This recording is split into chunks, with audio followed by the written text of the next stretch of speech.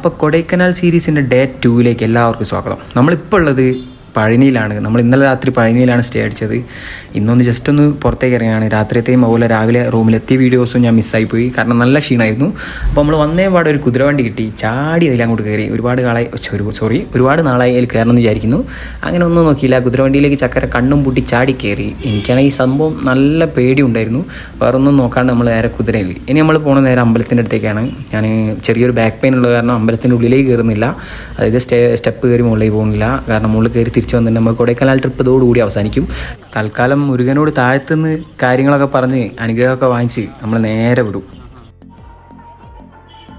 എത്ര തവണ ഈ പഴനിമല വന്നിട്ടുണ്ടോ അത്രയും തവണ എക്സൈറ്റ്മെൻറ്റ് കൂടിക്കൊണ്ടിരിക്കുകയാണ്. കാരണം എന്താ വെച്ചിട്ടുണ്ടെങ്കിൽ ഈ ഒരു എൻട്രൻസ് തന്നെ ഇവിടെ അങ്ങോട്ട് കയറുമ്പോൾ കിട്ടുന്ന ഒരു എക്സൈറ്റ്മെൻറ്റും ആ ഒരു പവറും വേറൊരു അമ്പലത്തിലും പോയിട്ട് കിട്ടിയിട്ടില്ല. അതുപോലെ തന്നെ ഇവിടുത്തെ പ്രസാദം എന്ന് പറഞ്ഞാൽ കഴിച്ചവർക്ക് മാത്രമാണ് അതിൻ്റെ ഒരു അവസ്ഥ എന്താണെന്നറിയുള്ളൂ. അത്രയും ടേസ്റ്റാണ്. പഞ്ചാമൃതം എന്നാണ് പറയുക. പഴനിയിൽ മാത്രം കിട്ടുന്ന ഒരു വെറൈറ്റി ഐറ്റമാണിത്.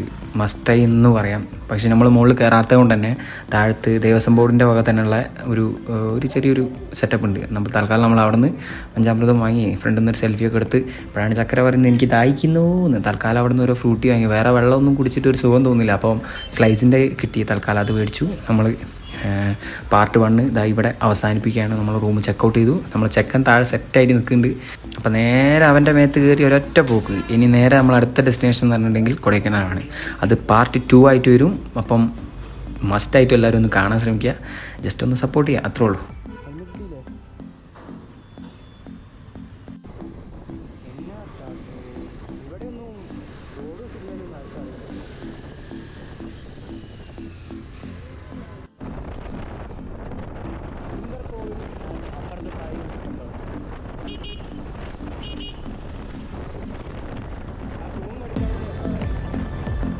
ഇനി നമ്മൾ കാണാൻ പോണ ഈ സ്ഥലം നമ്മളെ നാടിനോട് കുറേ സാദൃശ്യമുള്ളൊരു സ്ഥലമാണ്. ഇപ്പം പന്തിരങ്കാവ് നമ്മളെ പണ്ടത്തെ ആ ഒരു നാഷണൽ ഹൈവേ പോലെ തോന്നി, അതുകൊണ്ടെടുത്താണ്. ആർക്കെങ്കിലും അങ്ങനെ തോന്നിയിട്ടുണ്ടെങ്കിൽ ജസ്റ്റ് ഒന്ന് കമൻറ്റ് ചെയ്യണം. പിന്നെ നമ്മളെ കേരളക്കാരുടെ ദേശീയ പക്ഷി ഇതാ, അതിനെ നമ്മൾ ഇവിടെ നിന്നൊരു നോട്ടം കണ്ടു. പിന്നെ കുറേ കുരങ്ങന്മാരും കാര്യങ്ങളൊക്കെ ഉണ്ടായിരുന്നു. പാർട്ട് 1 വീഡിയോ ഏകദേശം ഇവിടെ വൈൻഡപ്പ് ചെയ്യാനുള്ള ടൈമായി. അപ്പോൾ ഇനി നമ്മൾ നേരെ അടുത്ത് പോകുന്നത് കൊടൈക്കനാലിലേക്കാണ്.